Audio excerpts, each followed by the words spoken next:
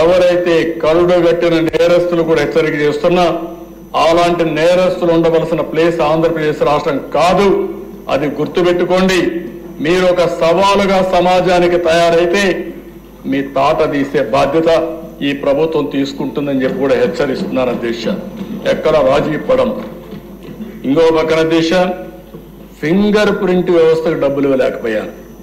ఈరోజు 120 కోట్లు ఇచ్చాం, వెహికల్స్ డబ్బులు ఇచ్చాం, కొత్త వెహికల్స్ అని పెడుతున్నాం, టెక్నాలజీ ప్రాధాన్యత ఇస్తున్నాం. భవిష్యత్తులో పోలీస్ శాఖను బలోపేతం చేసి లా అండ్ ఆర్డర్కి టాప్ ప్రియారిటీ ఇస్తామని చెప్పి కూడా నేను మీకు తెలియజేస్తున్నాను. ఇది కాకుండా దేశ ఈరోజు ఈ ప్రభుత్వంలో మీరు ఒకసారి చూస్తే సుపరిపాలనకు నాంది పలికాం. ఒక పక్క అభివృద్ధి సంక్షేమం సుజావుగా జరగాలంటే పరిపాలన గుడ్ గవర్నెన్స్ ఉండాల్సిన అవసరం ఉంది. అందుకనే ఈరోజు మీరు చూసినప్పుడు 1వ తారీఖునే ఉద్యోగస్తులకి పింఛన్దారులకి ఎవరైతే పెన్షనర్స్ ఉన్నారో వాళ్ళందరికీ కూడా 1వ తారీఖు ఇచ్చే పరిస్థితి తీసుకొచ్చాం. ఇక్కడ ఒక అధ్యక్ష ల్యాండ్ టైటిలింగ్ యాక్ట్ రద్దు చేశాం, యాంటీ ల్యాండ్ గ్రాబింగ్ యాక్ట్ తీసుకొస్తున్నాం. ఎవరైనా సరే భూ కబ్జాలు చేస్తే ఆ భూ కబ్జాలు చేశారని మేము ప్రూవ్ చేయడం కాదు, మీరే ప్రూవ్ చేసుకోవాల్సిన అవసరం ఉంటుంది. ఎవరైనా సరే ప్రైవేటు భూములు జోలుకొచ్చినా ప్రభుత్వ భూములు జోలుకొచ్చినా ఎవరైతే ఈ కబ్జాదారులు ఉన్నారో ల్యాండ్ గ్రాబర్స్ ఉన్నారో వాళ్ళందరికీ హెచ్చరిక చేస్తున్నాం. ఈ సెషన్లో అనేది బిల్లు వస్తుంది, చట్టం అవుతుంది. గడిచిన 5 సంవత్సరాల్లో జరిగిన పనులు మీరు ఒక్కసారి ఆలోచిస్తే అధ్యక్ష, ఎవరు పిటిషన్ ఇచ్చినా నాది 22A కింద రాసేశారు, నా భూమి వేరేవాడు కబ్జా చేశాడు, నా భూమి ఇప్పించండి అనే పరిస్థితికి వచ్చారు. ఒక ఫార్స్కెన్ తయారు చేశారు, డ్రోన్ సర్వే అన్నారు, బౌండరీసే మార్చేశారు. ఇంకో పక్కన మీరు చూస్తే భూములు కూడా నాకు వచ్చే పిటిషన్లని అనలైజ్ చేస్తే 160% ల్యాండ్ డిస్ప్యూట్స్ వచ్చాయి. ఎక్కడికక్కడ భయంకరమైన వాతావరణం క్రియేట్ చేశారు. అందుకని అవసరమైతే ఇవన్నీ కూడా చెప్పాం. ఏవైతే గ్రామాల్లో రెవెన్యూ సదస్సులు పెడతాం, సమస్యలు పెట్టి ప్రక్షాళన చేస్తాం, రీసర్వేలు చేస్తాం, ఎన్ని చర్యలు చేయాలనో తప్పు చేసిన వాళ్ళపైన యాక్షన్ తీసుకుంటాం. తప్పును సరిచేసే బాధ్యత ఈ ప్రభుత్వం తీసుకుని తొందరలోనే ఈ సమస్యకి పరిష్కార మార్గం చూపిస్తామని మరొకసారి ప్రజలందరికీ హామీ ఇస్తున్నాను. అదే మరిగా దేశ మద్యం దోపిడీ ఇప్పుడు కూడా అర్థం కాని విషయం. హోల్సేల్, రీటైల్, మ్యానుఫ్యాక్చరింగ్ అన్ని కూడా అస్తవ్యస్తం చేశారు. ఈరోజు ఈ ప్రభుత్వం వచ్చిన తర్వాత ఒక ట్రాన్స్పరెంట్ మెథడ్ తీసుకొచ్చాం. ఒకప్పుడు దేశంలో ఉండే బ్రాండ్లు కానీ పక్క దేశాల్లో ఉండే బ్రాండ్లు ఈ రాష్ట్రంలో ఉండేటివి కాదు, ఓన్ బ్రాండ్లు పెట్టారు. బూమ్ బూమ్ అని చాలాసార్లు ఇక్కడ కూడా మాట్లాడాను. అలాంటి బ్రాండ్స్ అన్ని వచ్చాయి. ఈరోజు ఆ బ్రాండ్లన్నీ పోయి స్టాండర్డ్ బ్రాండ్స్ వచ్చాయి. ఈరోజు ఎవరైనా సరే నా బ్రాండ్ లేదనో లేకుంటే ఎవరైనా మ్యానిపులేట్ చేస్తున్నారని చెప్పే అవకాశం లేకుండా చేశాం. అదే మరిగా షాపుల అలాట్మెంట్ కూడా లాటరీ వేసాం. అందరి సమస్యలు లాటరీ వేసి ఇచ్చాం తప్ప ఎక్కడా రికమెండేషన్ జరగలేదు. నేను ఇంకొక మాట కూడా హెచ్చరిస్తున్నాను. ఎవరైనా సరే ఆ షాపు పెట్టుకొని ఎక్కడైనా రీటైల్ గా మీ ఇష్ట ప్రకారం అమ్మితే మాత్రం ఖబర్దార్, జాగ్రత్తగా ఉండండి. బెల్ట్ షాప్ వస్తే మాత్రం బెల్ట్ తీస్తాం. చాలా కఠినంగా ఈ ప్రభుత్వం ఉంటుంది. ఎవరిని వదిలిపెట్టమని చెప్పి నేను క్లారిటీ ఇస్తున్నాను. ఫస్ట్ టైం 10 లక్షలు ఇస్తున్నాం. రెండోసారి ఇంకా ఏమాత్రం నిర్మోహమాటంగా ఆ షాపుని క్యాన్సిల్ చేస్తామని చెప్పి కూడా నేను మీకు తెలియజేస్తున్నా.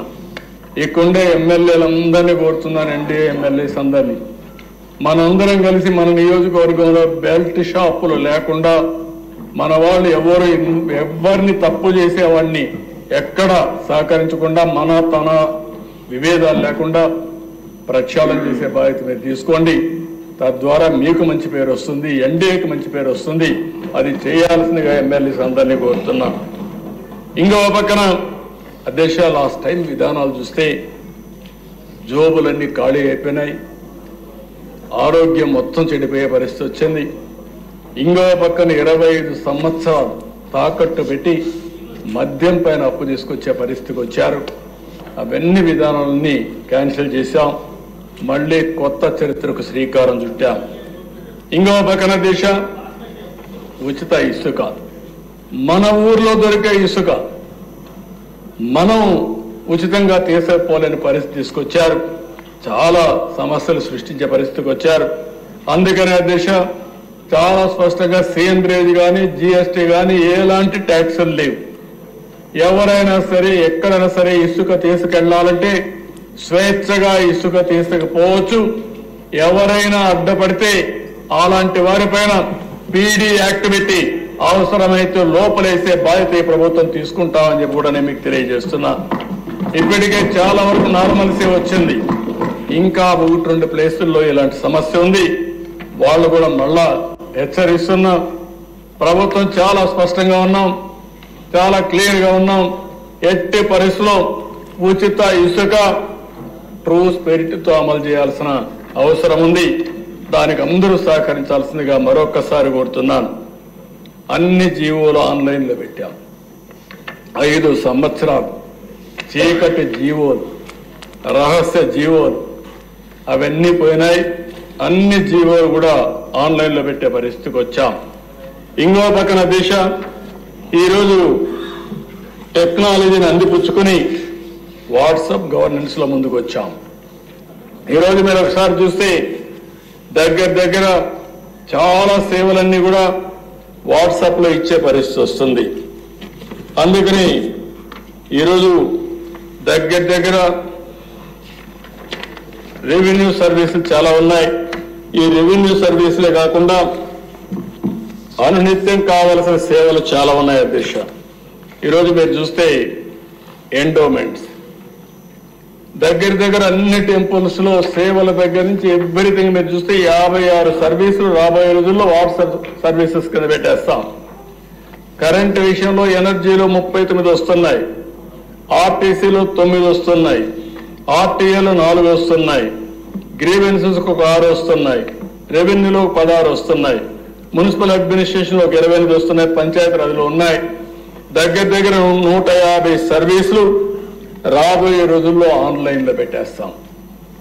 Nativity, date of birth, death certificate, income certificate, adangal, చదువు సర్టిఫికేట్, ఎడ్యుకేషన్ సర్టిఫికేట్ ఇవన్నీ కూడా తిరిగి ప్రజలు అవస్థపడే పరిస్థితికి వచ్చారు అధ్యక్ష.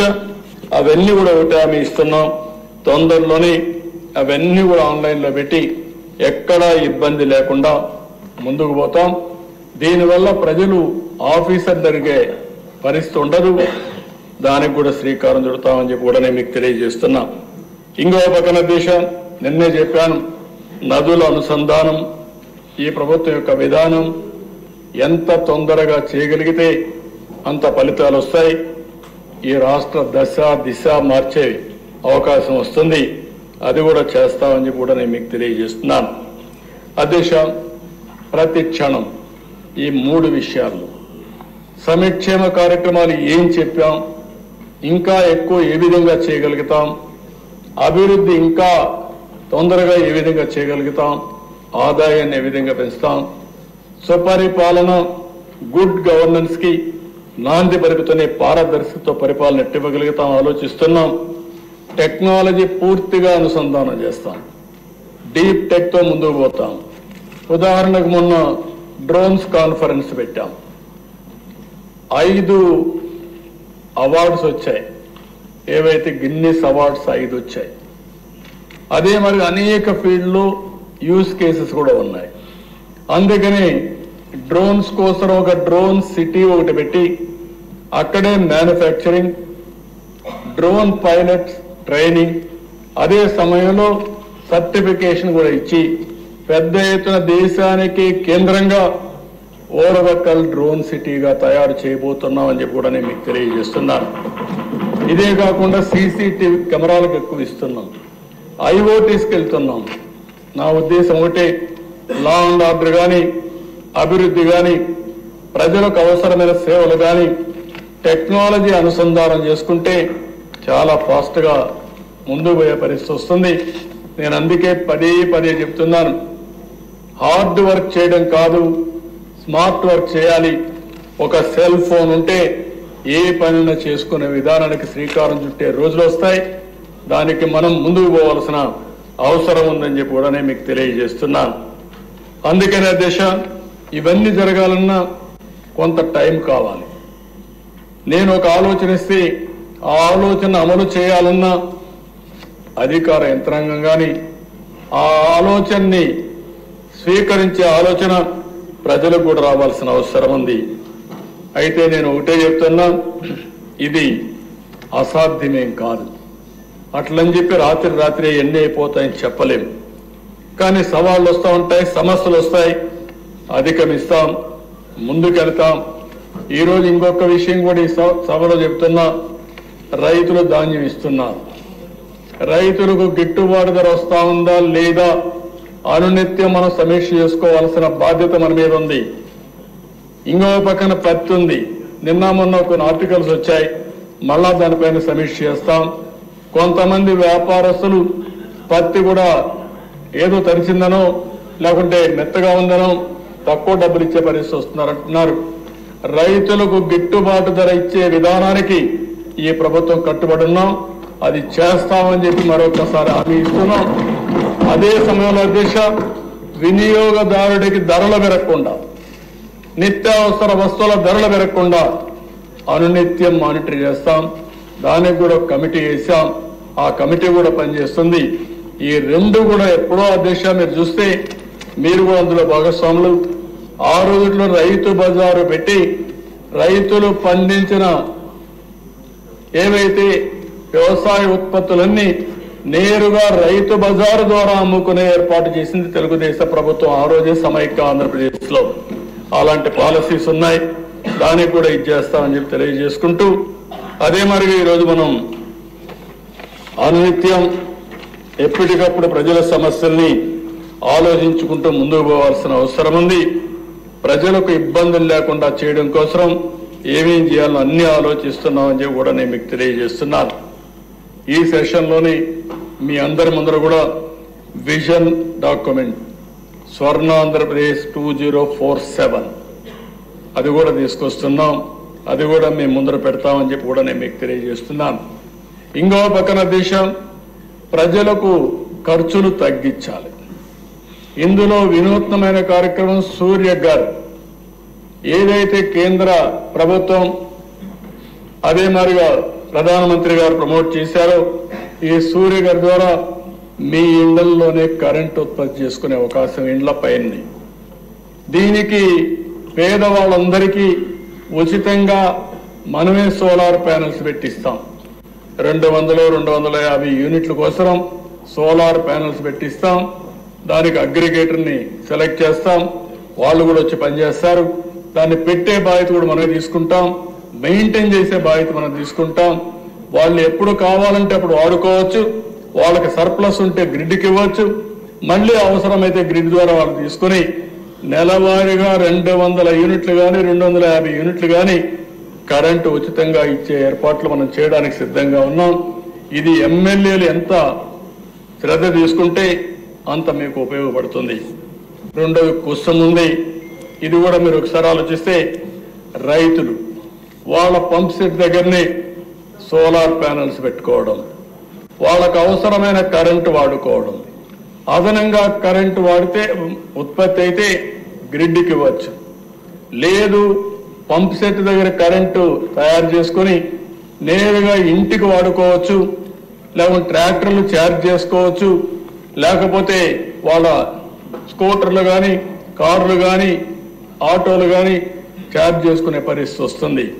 అందుకనే దశ నేను ఆలోచించే విధానం డెమోక్రటైజేషన్ ఆఫ్ పవర్ జనరేషన్. ఎక్కడికక్కడ డీసెంట్రలైజ్ చేయాలని, ఆ పవర్ని ఆ సబ్ స్టేషన్ వాడాలని. గ్రిడ్ అనేది డిమాండ్ సప్లై మేనేజ్మెంట్ కింద ఉంటుంది. ఎవరైనా సరే కరెంటు వాడుకుంటే అది కూడా గ్రీన్ ఎనర్జీని వాడుకుంటే మనం ప్రమోట్ చేస్తాం. అవసరమైతే ఈ ప్రభుత్వం మొన్నే ఇచ్చాం, ఇండస్ట్రీస్ ఎవరైతే గ్రీన్ ఎనర్జీతో పోతారో వాళ్ళకు అదనంగా ఇన్సెంటివ్స్ ఇచ్చాం. ఇప్పుడు కూడా హామీ ఇస్తున్న క్రెడిట్స్ ని ఏది కార్బన్ క్రెడిట్స్ ఇవ్వడానికి ఒక కార్యక్రమం కూడా తీసుకొస్తాం. అన్ని రంగాల్లో ఎవరైతే ఈ కార్బన్ క్రెడిట్స్ తీసుకోగలుగుతారో వాళ్ళకు అదనంగా బెనిఫిట్స్ ఇచ్చే విధానానికి శ్రీకారం చుడతామని చెప్పి కూడా నేను మీకు తెలియజేస్తున్నాను. ఈరోజు మనందరం మాట్లాడేది P3 మాట్లాడుతున్నాం, పబ్లిక్ ప్రైవేట్ పార్ట్నర్షిప్. నేను ఒక స్టెప్ ముందుకు వచ్చి P4 అంటున్నాను.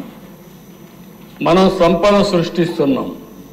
కొంతమంది లక్షల కోట్ల రూపాయలు సంపాదిస్తున్నారు, వేల కోట్ల రూపాయలు సంపాదిస్తున్నారు. కానీ పేదవాడు మాత్రం పేదవాడిగానే ఉన్నాడు. అందుకే P4 కింద పబ్లిక్ ప్రైవేట్ పీపుల్స్ పార్ట్నర్షిప్ తీసుకొని మనం పైనుండే 10%, కింద నుండే 10-15% అడాప్ట్ చేసుకోవడం, మెంటర్ చేయడం, వాళ్లకు చేయూతనివ్వడం, అనునిత్యం వాళ్ళను కూడా మనతో సమానంగా పైకి తీసుకురావాలని ఆలోచన ఉంటే ఇది అసాధ్యం కాదు.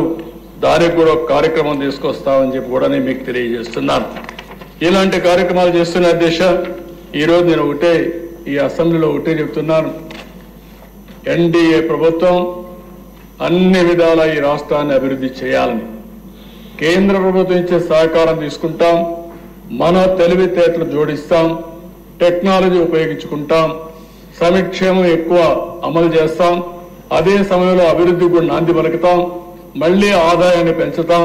పెంచిన ఆదాయాన్ని పేదవాళ్ళ సంక్షేమం కోసం ఖర్చు పెడుతూనే నిరంతరం ఈ ప్రక్రియకు శ్రీకారం చుడతామని చెప్పి కూడా నేను మీకు తెలియజేసుకుంటూ, మనందరి ఆలోచన ఒకటే, ఆంధ్రప్రదేశ్ రాష్ట్రం భవిష్యత్తులో నెంబర్ 1 రాష్ట్రంగా భారతదేశంలో ఉండాలనేది మనందరి ఆకాంక్ష.